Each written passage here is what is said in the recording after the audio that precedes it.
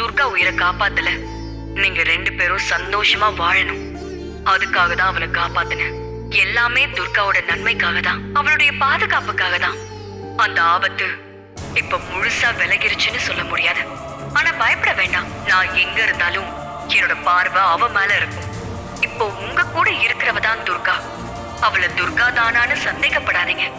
அவளை கண் கலங்காம பாத்துக்கோங்க. உங்க பூர்வ ஜென்ம புண்ணியத்தாலதான் துர்கா உங்க மனைவியா அமைஞ்சிருக்கா.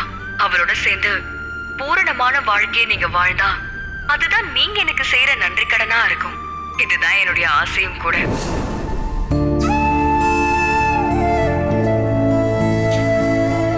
என்னால துர்கா ரொம்ப கஷ்டப்பட்டுட்டா. அவளை நான் சந்தோஷமாவே வச்சுக்கல.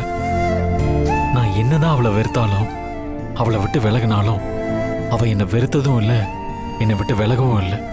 எப்பயும் என்கிட்ட மாறாத அன்பு வச்சிருக்கா. நான் தான் அவள் உலகம் நினைச்சு வாழ்ந்துட்டு இருக்கா. ஆனா நான் தான் அவளை புரிஞ்சுக்கல.